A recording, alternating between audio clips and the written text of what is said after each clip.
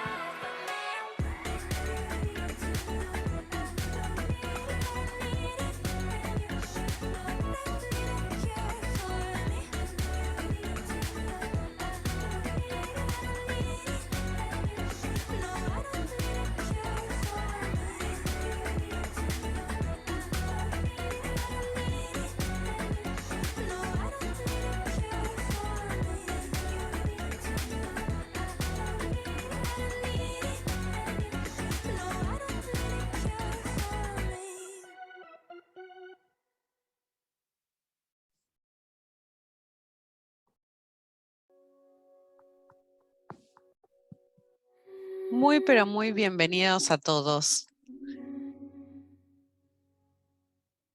Hoy estamos acá para compartir juntos este segundo Aprendiendo del año 2023. Y tenemos un tema que fue muy pedido por los jóvenes profesionales, que es gestión de crisis. Para eso me acompaña una genia, nos acompaña Lucía Denise Nordal. Ella es licenciada en Relaciones Públicas e Institucionales y Recursos Humanos por la Universidad Siglo XXI. Es diplomada en Marketing Digital y Community Manager en UCES y actualmente cursa online un máster en Marketing Digital en EUD Business School de Madrid. Además, en su trayectoria laboral se destacó como directora de comunicación corporativa en el Consejo Profesional de Ciencias Económicas de La Rioja, gerente de marketing y comunicación digital en Farmanor, SRL, y actualmente desempeñándose de forma independiente a cargo de su propia consultora Boutique Creativa. También fue reconocida como responsable de las acciones de enfoque de género en el sector comercial y pyme local, convenio marco con la Cámara Empresarial Riojana. Bienvenida, Lucía. Gracias por estar acá hoy con nosotros. Hola Ale, muchas gracias. Gracias a la Comisión de Jóvenes por convocarme. Gracias a todos los que se inscribieron, que ya me contaron que fueron bastantes. Así que me alegra saber que desde que me recibí hasta hoy no ha cambiado tanto el interés por el tema de crisis, que es la pesadilla de todos los que hacemos relaciones públicas. Exacto. Pero un poco de todo, de la idea de que hablamos con los chicos cuando diseñamos y propusimos el tema y empezamos a charlar sobre esta capacitación o sobre este aprendiendo, era más que nada desmistificarlo. ¿Sí? Hoy vamos a ver muy poca teoría de lo que es crisis. Todos sabemos de nuestros autores de referencia, de nuestros profesores, la definición de crisis, las características, los tipos de reacciones. La idea es bajar un poco más a tierra, porque la realidad es que cuando llegan las crisis en la vida real, cuando uno sale al mundo profesional, se le queman todos los libros. Así que bueno, un poco es contarle desde la experiencia crisis que se han ido dando desde distintos enfoques, y bueno, que puedan hacer las preguntas al final de las dudas que les surjan. Y bueno, esto es un espacio de intercambio, de feedback permanente, así que si quieren interrumpir, Ale va a estar pendiente del chat. Yo les voy a compartir pantalla. Ale, ¿te parece si comparto ahora? Me parece perfecto. Genial. Comencemos. Bien, ¿están viendo todos ahí?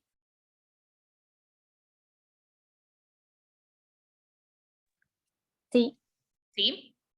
Bueno, un poco la idea del nombre, que era No te quedes sin palabras, era como icónico, porque todos sabemos que el silencio también comunica, y bueno, un poco el factor crisis es esto de me quedo en shock y no sé qué decir. Entonces, me pareció como copado el título, como no te quedes sin palabras y vamos a darle con todo. Bien, en primer lugar, la pregunta que nos tenemos que hacer, si bien dije que no vamos a ver teórico, vamos a remitirnos a algunos autores como para poder enmarcar en estas definiciones y en esta parte teórica después lo práctico. Vamos a abrir un espacio de intercambio, el que quiera activar el micrófono y responder así tipo brainstorming, sea bienvenido, y si no, si lo quieren hacer por chat, vamos a hacer 2 o 3, pero quiero saber cómo me definirían una crisis. No hace falta que sea definición diccionario.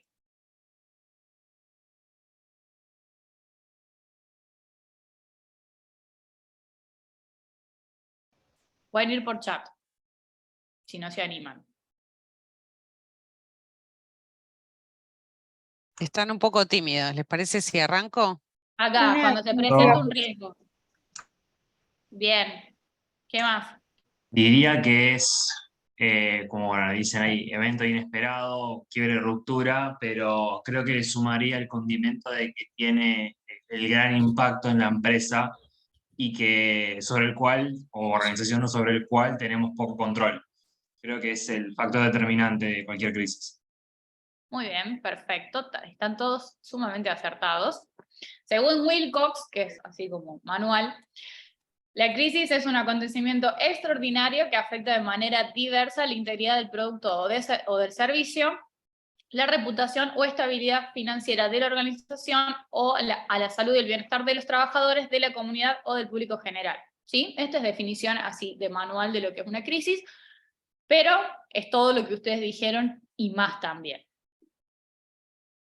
Ahora bien, ¿cuáles son las características de una crisis que las nombraron ustedes? Y tenemos el tema de que generalmente y siempre nos toman por sorpresa, nos encuentran con falta de información, tienen indiscutiblemente efectos secundarios, nos enfrentan a una pérdida total del control, son foco de atención, generan presión y persecución, y en algunas personas les genera pánico. Por eso de vuelta esto es, no te quedes sin palabra, no entres en pánico, hay que hacer algo. ¿Cuáles son las reacciones habituales que suelen tener las empresas u organizaciones ante las crisis? En primer lugar, y la más sencilla, atacar al acusador. Y acá viene la famosa escucho para responder y no escucho para escuchar, lo cual es muy poco inteligente. La negación, que también es muy común, la minimización, la justificación, conformarse, la acción correctiva y las disculpas absolutas. ¿Sí? Las últimas dos serían como dentro de las más deseables. Ahora bien, vamos a la parte que nos compete, dejamos de lado las definiciones que todos lo sabemos. Piensen, los invito a que piensen y me pongan en el chat o se desmuteen y me cuenten qué casos de crisis se les ocurren que hayan ocurrido últimamente.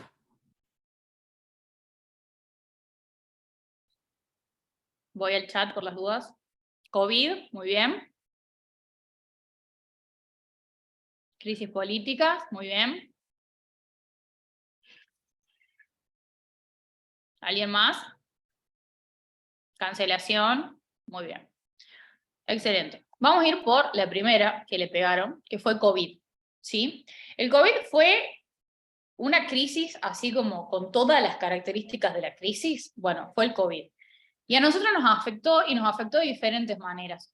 Yo acá lo que voy a contarles o comentarles son 3 ejes distintos o 3 crisis distintas y cómo las abordé desde alguno de mis clientes, sin dar nombres por supuesto, pero para que vean cómo ante un elemento estresor o una crisis, los mecanismos de acción son diferentes, ¿sí? Acá, por ejemplo, en el COVID se los diferencia en 3 sectores, ¿sí? Yo llegó COVID, yo recién abrí la consultora y tenía, por un lado, el sector comercial, por otro lado, servicios profesionales o entes reguladores, y por el otro lado tenía lo que era el sector salud, ¿sí? Como que en estos 3 sectores fue marcada la diferencia de cómo se abordaba, ¿sí? Por un lado, en el sector comercial, fue un cese total de actividades, ¿sí? La gente se tuvo que encerrar, tuvo que dejar de ir a trabajar, los comercios cerraron, y después se empezó a prolongar esto de 15 días más, 15 días más, y la cuarentena eterna. ¿Y qué pasó? O sea, el empresario, o mejor dicho, el comerciante, necesitaba vender para poder hacer frente a los gastos, pero aparte para poder pagar sueldos. En este escenario, además del miedo al COVID y a esto desconocido que teníamos, el trabajador tenía miedo de perder su puesto de trabajo y el empleador tenía mucha incertidumbre y mucho miedo de no poder seguir sosteniendo las fuentes de trabajo que generaba. Ante esto, ¿qué se da? La necesidad de comenzar a vender a través de otros canales. Lo que hizo el COVID en la parte comercial, puntualmente acá en La Rioja sobre todo, fue visibilizar la falta de adaptación o la falta de preparación que tenían los comercios para hacerle frente al evento online, ¿sí? Entonces, desde Boutique se lanzó en ese momento un programa de apoyo a los emprendedores o a comercios chicos, en lo que se hacía era acompañarlos a crear su tienda online, que en ese momento fue un boom tienda nube y WooCommerce.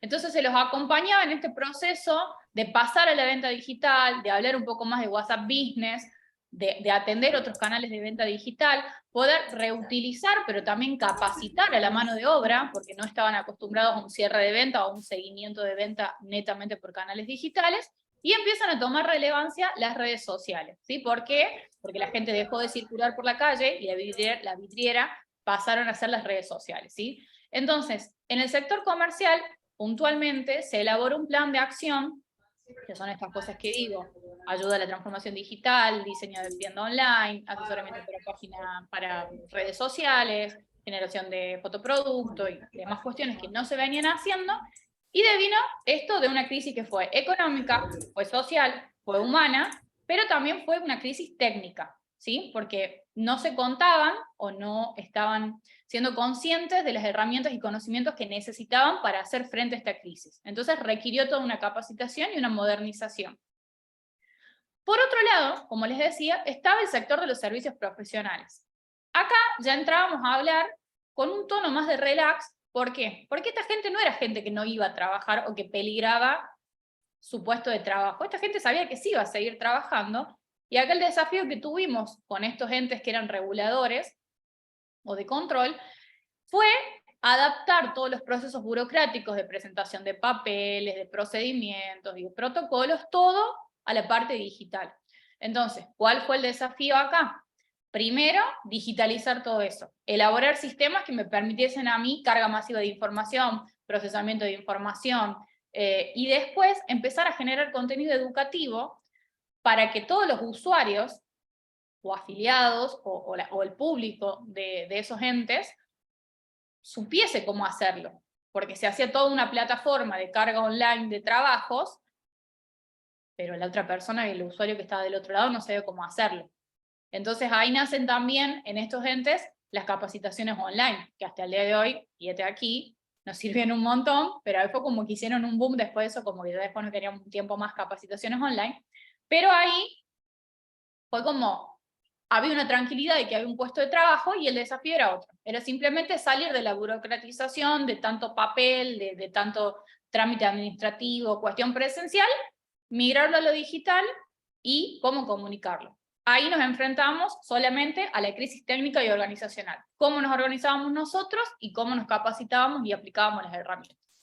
Y por último, dentro de lo que fue la crisis del COVID, el sector salud, que a mi entender fue uno de los más difíciles de gestionar, y fue durante mucho tiempo.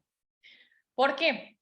Porque acá la gente no se enfrentaba justamente a tener que quedarse en su casa sin saber qué hacer, ni a tener miedo de perder el trabajo. Acá se enfrentaban con el miedo a tener que estar cara a cara con el monstruo, que nadie le podía dar forma, ni le podía poner nombre, ni se sabía cuándo terminaba.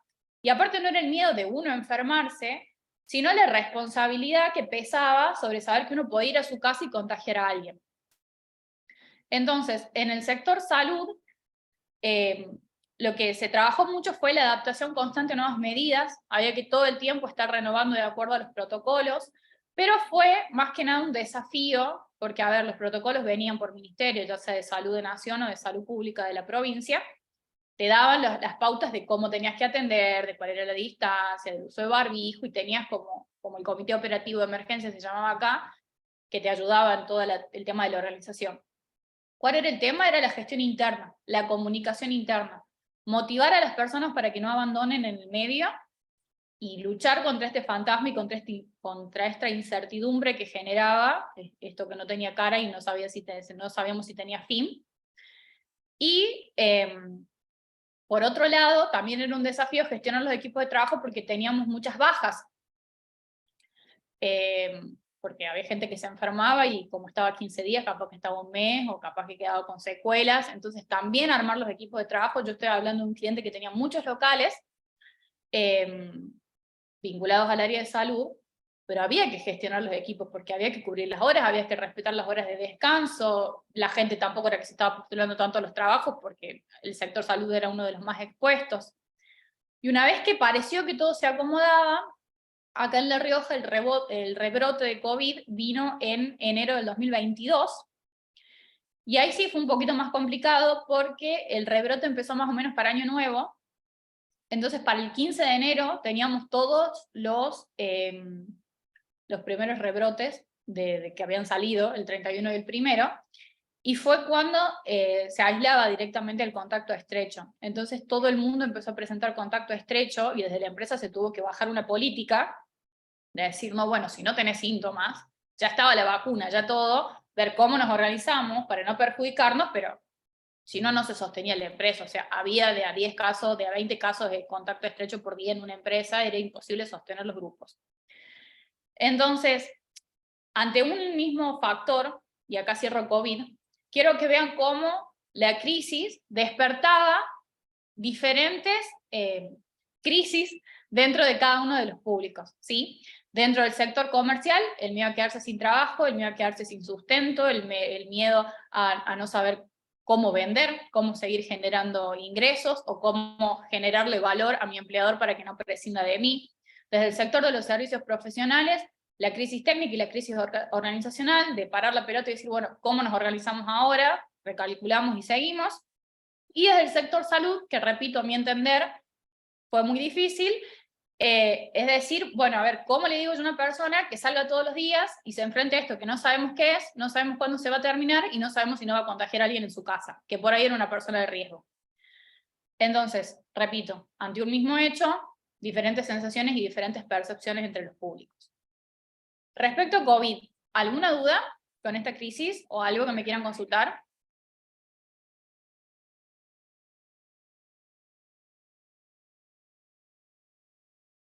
Yo no. Bueno, sigo entonces. Otro tipo de crisis, y que esta se viene fulera y esta sí no nos hablan en la facultad, son las crisis vinculadas a temáticas de género. ¿Sí? Acá, ¿cuál es el desafío que tenemos? Las temáticas de género son temáticas que están atravesadas por contenidos judiciales, la mayoría de las veces. Y aparte, tenemos muchísima presión mediática y social con estos temas. Entonces, lo que sucede, y a ver, y esto lo digo por experiencia propia porque yo me recibí, y mi primer caso de crisis a los 4 meses de recibida fue un caso de género. Que yo dije, ¿por qué si esto no me lo decían en los libros? O sea, a mí me salía una partida fallada de Volkswagen y yo le ponía plata y se solucionaba. Bueno, la realidad no fue así. Tocó género. Entonces, un tema importante en esto es la presión social y la presión mediática que se pone en casos de género. Por otro lado, la demora o la lentitud, mejor dicho, de los procesos y los plazos judiciales. Y, algo que no es menor, la empatía o solidaridad que se puede generar tanto con la víctima como con el victimario.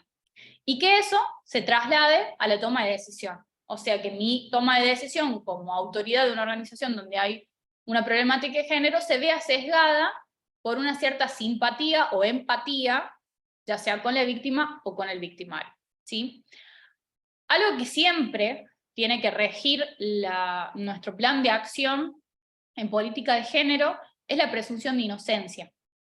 ¿Sí? Nosotros no podemos condenar a una persona o tomar acciones contra una persona si no tenemos expedido un fallo judicial, porque es un derecho, una garantía constitucional. Yo acá les pongo 2 ejemplos. El primero es este que les comento de cuando recién me recibí, que no era una persona de la organización la que estaba siendo denunciada, no era un empleado de la organización, era una persona que frecuentaba uno de los grupos activos de la organización, y la víctima no era de la organización, era externa. Se produjo una denuncia en redes sociales que denunciaban a esta persona, pero bueno, en esta circunstancia lo que se hizo fue, no se la podía desvincular, porque no estaba vinculada con la organización, simplemente participaba de un grupo. El fenómeno que se dio fue que todo el grupo donde esta persona pertenecía salió a respaldarlo, tanto género masculino como género femenino. Entonces se armó como un círculo de contención ahí. Entonces desde la organización lo que hizo fue se emitió un comunicado diciendo que la organización estaba a la espera de que la justicia se expida con respecto a este caso, y que acompañábamos en la decisión, pero como todo muy parcial, porque la acción de desvincularlo no era posible. No así otro caso de género, que me tocó y no hace mucho, de una persona de la organización, era un empleado de la organización, al cual lo denuncian varias empleadas de la misma organización. Entonces ahí ya era distinto, porque yo ahí lo primero que tenía que hacer era un plan de contención a las víctimas, o a las presuntas víctimas, para sacarlas, para dejar de revictimizarlas, y cortar ese lazo. Pero tampoco podía echar a esa persona, al supuesto victimario, porque no, oficialmente a mí la justicia no me dijo sí, él lo hizo, entonces podía correr como una denuncia de discriminación. No me meto mucho en la parte legal porque me van a matar, pero era como complicado. Entonces, ¿qué se hizo? Lo primero, buscar separar a las víctimas del victimario. Se le dio una licencia con goce de sueldo. Y se acompañó a las víctimas, se les dio contención psicológica, se les recabó las pruebas que ellas quisieron presentar, y se les acompañó a hacer la denuncia. Y como digo, se dio licencia con goce de sueldo a este empleado, que era el que estaba siendo denunciado. ¿Por qué? Porque no queríamos que llegue a los medios. Por suerte no llegó, pero si hubiese llegado, veníamos preparando ya un plan de acción en donde la empresa salía a respaldar, a mostrar que había acompañado la denuncia, todo el protocolo, que iba a desvincular a la persona, y por detrás venía una acción de género. Todo esto se armó en 2 días. Pero de vuelta, o sea, una misma situación que género, atravesada totalmente por esto de presunción de inocencia, de la presión social y mediática, de los tiempos de la justicia, que hay cosas que tienen secreto sumario y no se pueden decir, y todas las cuestiones legales que le quieran adornar, y en 2 situaciones diferentes. Una cuando la persona pertenece a la organización, y la otra cuando no pertenece, y cuando las supuestas víctimas, no me gusta decir supuestas víctimas, pero bueno, pertenecen o no pertenecen. Los modos de actuar son diferentes. Las temáticas de género están cada vez más en auge. Está la ley Micaela, para la cual nosotros desde la Cámara Empresarial capacitamos a empresas, porque en principio la ley Micaela es para el Estado, pero también saber cómo actuar. O sea, género no es solamente causas de abuso o acoso, como fueron estas, sino también saber cómo actuar cuando detecto que una empleada mía sufre violencia de género, o un empleado, o lo que sea, o una situación de violencia doméstica a nivel niños y demás. Las causas de género están como muy sensibles, y son causas que merecen sentarse y a ver, nos exigen salirnos de un lugar humano muchas veces, que fue lo que a mí me pasó puntualmente con la segunda crisis, con la de esta persona, que fueron varias las denunciantes, porque yo me puse a pensar, o sea, yo como mujer me iba y lo reventaba, o sea, no tenía mucho más para decir. Pero yo fue como decir, no, bueno, a ver, tengo a cargo de la organización, ¿qué hago? O sea, esperen, no denuncien, déjenme armar un plan, déjenme ver de qué manera, déjenme ver cómo lo callo, cómo lo... O sea, y era como estar ahí queriendo como negociar con Dios y el diablo ahí, y dejar de lado para tratar de ser objetivo. La verdad que nos enfrentan con una cara que, ya les digo, los libros no nos cuentan eso.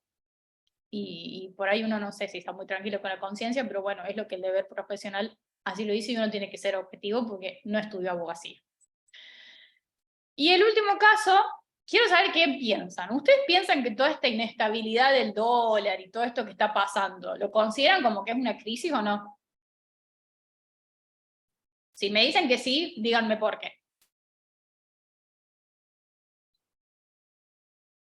Voy al chat, si están muy tímidos, voy al chat. A lo mejor no sé si es una crisis, porque estimo que una crisis es algo más momentáneo y esto es un fenómeno que venimos viviendo hace varios años, desde bueno, que entraron al gobierno ciertas personas y la entidad. Bien. ¿Alguien más?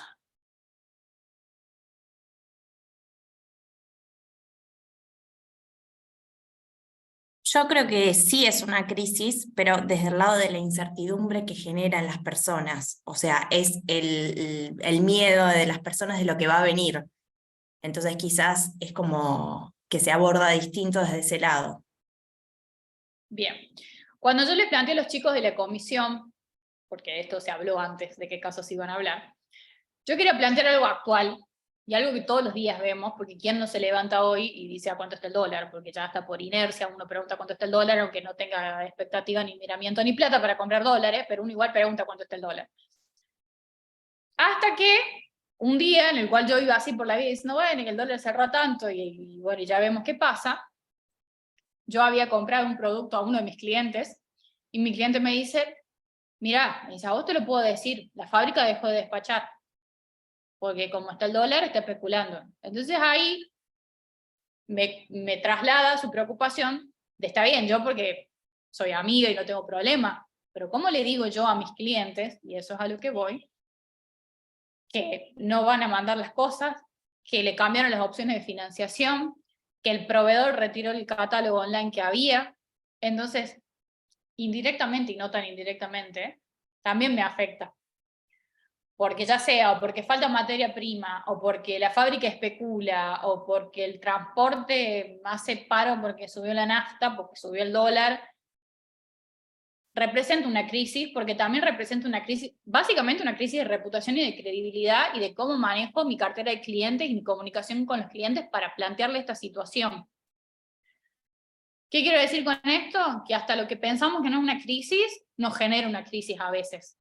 Quería darle como una bajada más a tierra, porque la verdad es que yo hasta ese momento, sí, está bien, subió el dólar, está todo bien, obvio, sé que impacta en la economía, pero no era una crisis de relaciones públicas, porque como yo no estoy en ningún banco, pero cuando empecé a ver todas estas cosas, y que no era en el único sector, esto que yo hablo de un sector comercial, y no era en el único sector que pasaba el tema de las demoras, de las especulaciones, de los cese de entregas y demás, dije yo, no, bueno, para una crisis, porque si yo le tengo que decir a una persona que me pagó un auto, y no se lo estoy entregando porque la fábrica no me lo está mandando, ¿cómo le digo yo? O sea, lo mínimo que hace viene y me incendia el local. Y es una crisis para mí, ¿tengo yo la culpa? No, no tengo la culpa. Pero es una crisis y no sé cómo manejarla porque tampoco depende de mí. O sea, no es COVID, pero también es otra situación que a mí me genera un conflicto. ¿Sí? Esos son los 3 casos grandes que me marcaron, o sea, que me imagino actuales. Después, bueno, hay un montón más de crisis. Y abordados de diferentes sectores. Lo quise hacer práctico, lo quise hacer a tierra, quise que vean lo que es la crisis, que no es ni lo que pintan los libros, ni tampoco es tan grave como para quedarse callado y no hacer nada, simplemente exige tener cabeza fría un montón de veces y tratar de razonar. Así que bueno, yo ahora dejo el espacio abierto para preguntas. Ale, lo que quieras. Totalmente, Martín, inteligencia emocional, tú lo has dicho. Así que Ale, ¿querés arrancar a moderar? Soy toda... Ahí les dejo la red de la Perfecto. consultora porque te quieren seguir. Ale, te dejo para que moderes. De hecho, me encantó los casos que trajiste porque rompen un poco justamente el molde de lo que vos mencionás, de lo típico que uno lee siempre en los libros de texto de, no sé, una crisis de stock, de producto. La verdad me pareció increíble. Y sobre todo las cuestiones de género, que para los que nos recibimos ya hace un par de años, todavía menos actualizados estamos en lo que dice la teoría al respecto. Quería preguntarte, porque a veces el comunicador juega un doble rol, un poco a veces como un abogado, ¿no? Te puede estar, tener que posicionar al victimario o a la víctima. No sé si más en la cultura de la cancelación y demás, ¿cuál es tu visión respecto a eso de cómo manejarlo? Esto que vos mencionabas en un momento de la conciencia limpia también nosotros como comunicadores, ¿no? Repetime la pregunta porque estaba leyendo acá el caso que puso Marisa en el chat y me fui. Y cuando volví ya te perdí. Así que cierro el No, chat porque me pasa por querer hacer dos yo cosas les al tiré mismo mucho la tiempo. pregunta, demasiado contexto. No, ¿cómo crees o qué consejos podés darnos como para manejar si nos toca a veces tener que estar desde el lado del victimario, ¿no? O digamos, por esa dualidad que a veces como comunicador uno está de un lado o del otro. Bueno, dar consejos es un montón. Yo les puedo decir los que yo hice. Mucha terapia.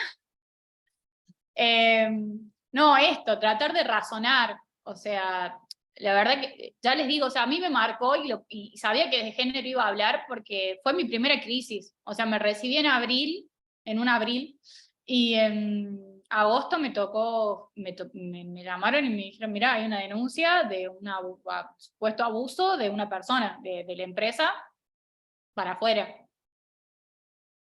Y yo quedé como, ¿y qué hago? Claro. Echalo, sacalo, prohibile la entrada, pone que es persona no grata, y después que no, bueno, a ver, para eso soy yo, Lucía, como persona, como organización, no, porque objetivamente no tengo nada, y ahí empieza, y la parte legal, en este caso legal no era tanto, pero se me puso en contra un grupo que lo defendía, y en el cual también había mujeres, entonces era decir, bueno, pará, o sea, si hay gente que es de mi colectivo, en teoría, que lo está respaldando, entonces, bueno, a ver, ¿qué corresponde hacer? ¿Qué dice la justicia? Es inocente hasta que se muestre lo contrario. Listo, ¿qué puedo hacer yo? Y separar los grupos, a los que no se pueden juntar, tratar de disminuir la presión social, tratar de gestionar el clima interno, y bueno, yo era así por la vida, convencida de que mi plan de acción estaba bien, y de que estaba obrando éticamente, no moralmente. La moral va por uno. Pero es lo que se debe hacer. O sea, un montón de veces nos tocó, hago recursos Sí, humanos también, me ha tocado echar gente que no quería echarla y bueno, de la puerta para afuera lo del pañuelo, pero de la puerta para adentro lo tuve que hacer. totalmente. Acá en el chat Marisa Ramos menciona el caso de Sebastián Villa de Boca Juniors y de Jay Mamón en Telefe. Claro, las cancelaciones son como mini crisis para esos personajes, ¿verdad? Sí, ni hablar. O sea, yo hablo desde el lado, desde el punto de vista de la organización, de qué te toca hacer, porque vos decís, no, bueno, me queda una denuncia de supuesto abuso sexual, listo, chau, te echo, no te puedo echar. Pero que después lo cancelan, o sea, más con estos casos que fueron súper mediáticos. Porque por Totalmente. eso te digo que es una presión social. Por eso con el segundo caso, yo armé todo un plan de contingencia en caso de que, o sea, pero para proteger la organización, no para proteger a una persona, de decir, bueno, se viraliza este caso, me van a venir todos los movimientos de mujeres, de género y demás, a ver qué hago, a poner el ojo sobre mí, los medios me van a venir, bueno, a ver, rápido, plan de medios, plan de contingencia, qué hago, cómo salgo, y por detrás una acción para decir, no, mira, nosotros apoyamos y trabajamos y estamos comprometidos, y así toda la batería. Pero en estos casos de Jay Mamón, de Juan D'Artés, de Juan Sebastián Vila, y otro ahora salió un gimnasta, creo que Federico Mariconi, no sé, no voy a decir nombre de lo que estoy diciendo, sé que era un gimnasta. No Sé que cancelemos era un antes de gimnasta que se tiempo, llamaba por las dudas. Federico. No sé el apellido, perdón si no era Federico Moricón. Pero en esos casos sí, o sea, las redes sociales juegan un factor que da miedo a veces, pero a veces ayuda, y eso sí ya nos excede. Muy bien, acá tenemos otra pregunta de Ada Luz Rovira que consulta. ¿Cómo lograr gestionar el límite de las funciones del departamento? Con el ejemplo de la violencia de género, pensaría que el comunicador solo transmite la estrategia legal. ¿Cómo nos puedes explicar que relaciones públicas sea parte de la estrategia? Cuidando la imagen de la empresa. Cuando yo elaboro el plan estratégico para salir en medios y elaboro las posibles respuestas o defensas en redes sociales, porque planteo diferentes escenarios, eso es netamente de la parte de relaciones públicas. Igual que el elegir acompañar ese plan de contingencia en medios con una acción de género por detrás. De hecho, se hace más desde la parte de relaciones públicas que desde la parte legal. De hecho, se presenta la planificación, yo relaciones públicas, vengo, mi estrategia para hacerle frente a la crisis es esta. El abogado me dirá, esto se puede, esto no se puede, esto nos come un juicio, esto es discriminación, y bueno, ahí se va tachando. pero la estrategia es netamente porque lo que tenés que hacer es cuidar la imagen de tu cliente, que en este caso es la organización. En medios, ya sea tradicionales, en redes sociales, a través de eventos y los canales que tengas abiertos. Muy bien. Acá Juan Bujanda pregunta, ¿crees que la inteligencia artificial va a lograr ayudar a prevenir crisis o estas van a generar una? Ya están generando una crisis, y grande, desde el área de recursos humanos. Ya hay mucha gente que se siente amenazada por la inteligencia artificial, hay gente que no sabe si el puesto de trabajo va a seguir estando y existiendo gracias a la inteligencia artificial, y no por nada Elon Musk, además de que quiera conquistar el mundo y nos quiera conquistar a todos, está pidiendo que paren un poco las investigaciones. Creo que va a generar una crisis, pero también creo que de las crisis salen oportunidades. Hay crisis y crisis. Pero creo que la inteligencia artificial está buena, va a generar necesidades que no estaban y puestos que creo que no estaban y se necesitan. Muy bien, acá Martín Tambusi comenta, lo primero es tranquilizar a las víctimas y sus cercanos, sacarlos del foco mediático, informarles constantemente durante el proceso legal. Tal vez termina siendo una denuncia falsa o con otro victimario y en ese caso generamos el sentimiento de deuda por parte de la gente para con la organización. No entendí, era una pregunta, era un comentario. Era un comentario, creo. Sí, o sea, lo primero siempre no es ponerse en el lugar de las víctimas, es sacar del lugar de revictimizar a la víctima. El hecho de acompañar a una víctima a denunciar ya es revictimizarla. Entonces yo, como desde la organización, posible víctima, si le querés decir, y hablo todo en potencial, posible víctima y posible victimario. Pero si los tengo coexistiendo en la misma organización, los tengo que separar, porque yo tengo que procurar el bienestar de ambos, y sobre todo de la parte más vulnerable, que después la justicia se expedirá. Yo puedo plantear medidas para disminuir esta situación y disminuir los factores estresantes. O sea, siempre hay que ser muy cauteloso, o sea, saber comunicar que las medidas por qué se toman, hacer entender que es tanto para el bienestar de la víctima como del victimario, que la organización los acompaña, que no se lo tomen como discriminación o algo, por el estilo, pero bueno, nosotros no generamos juicios o verdades. Que se generen en el ruido interno y en el rumor pasillo puede ser, pero la organización no va a salir nunca a decir, o sea, lo que pasa, el club lo desvincula, le da la baja, no sé cuánto, no sé cómo se llama en fútbol. A Telefe lo mandó de vacaciones de mamón, nadie dijo, lo echaron de Telefe. No, lo mandaron ya que se vaya un ratito a Madrid y que después vuelva. Es descomprimir. Sí, sacar el foco de atención del asunto. Ahí Tatiana tiene la mano levantada. Tatiana, ¿tenés una pregunta para Lucía? Sí, buenas noches. Quería consultarte esto. Cuando comentabas este caso de que hubo violencia de género y tal en la organización, hablabas del tema de revictimizar a las víctimas, de que no está bueno que eso suceda y tal. Yo lo que me pregunto, o lo que siempre se plantea, es que cuando se le pregunta a la víctima, cuando se le pide que relate y se ponga de nuevo en esa situación para contar cómo fueron los hechos, siempre se dice que eso es revictimizarla. Entonces, mi pregunta es, como relacionista pública, ¿cómo generar ese momento de comunicación con la víctima justamente para que te cuente qué fue lo que pasó y en base a eso ver qué plan de acción implementar para, bueno, después todo lo que fue lo siguiente? O sea, ¿cómo es el trato ahí con la presunta víctima? No sé si me llegué a dar a entender. Sí.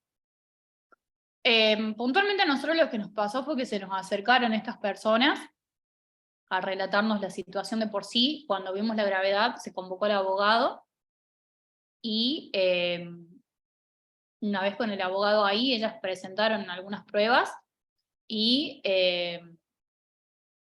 se las paró que no siguieran, se les brindó contención psicológica y se les ofreció acompañarlas a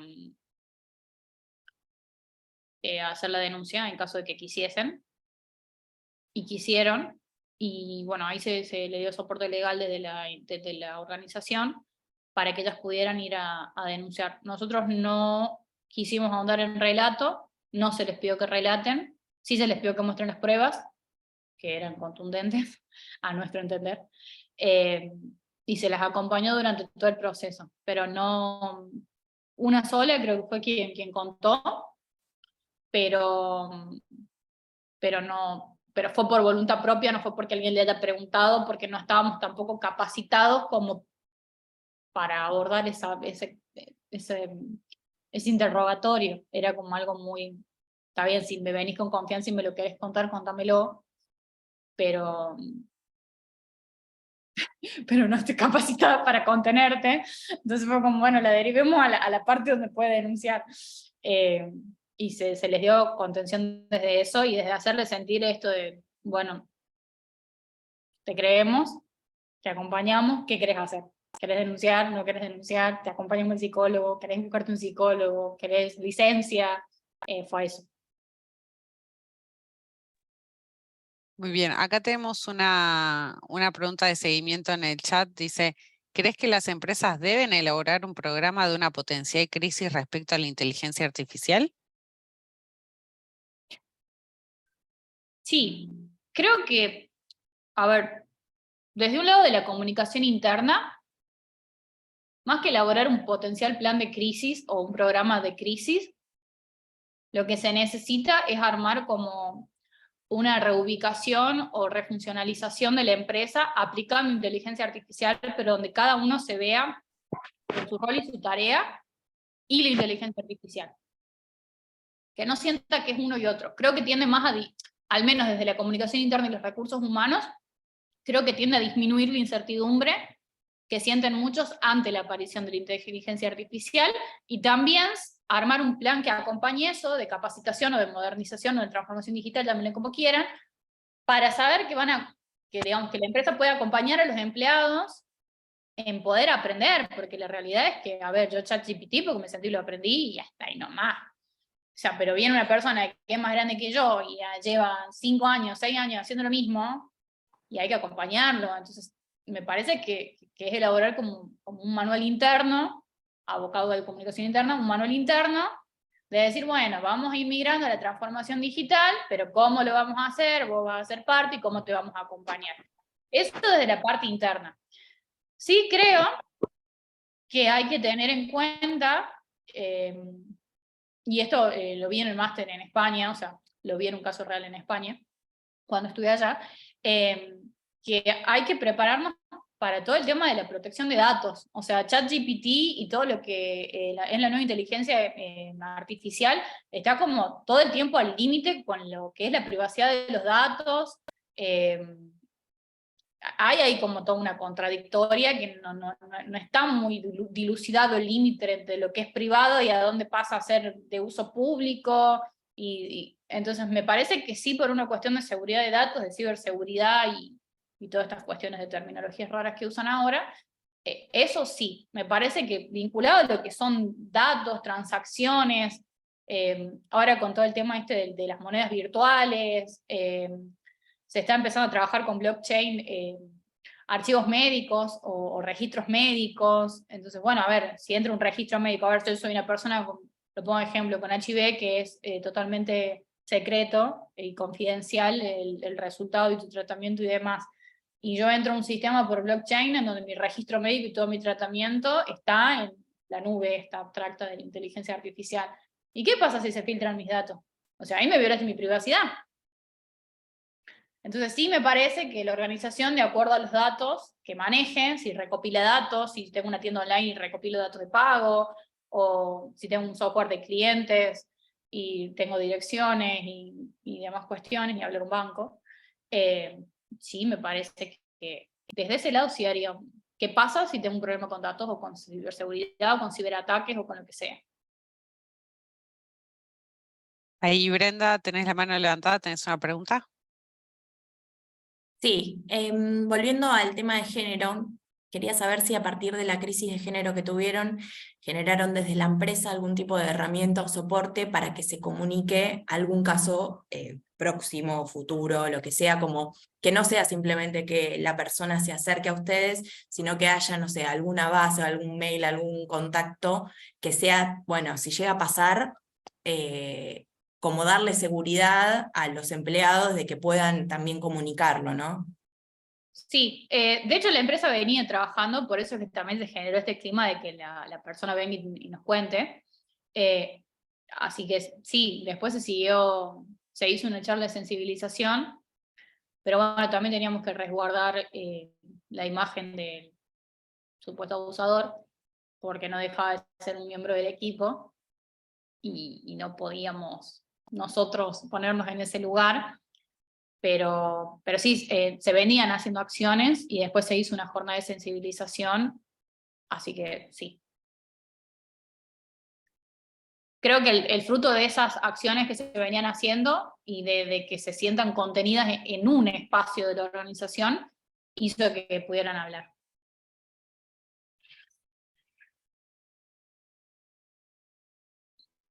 ¿Alguien tiene alguna otra pregunta para Lucía? Aprovechémosla.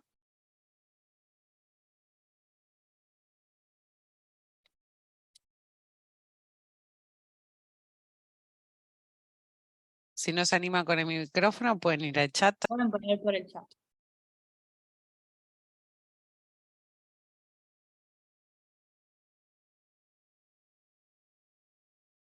Bueno, mientras esperamos alguna preguntita más, les voy a estar compartiendo por el chat las redes del consejo para que se sumen, para que puedan estar al día cuando tengamos los próximos aprendiendos, que son espacios hechos por jóvenes para jóvenes profesionales.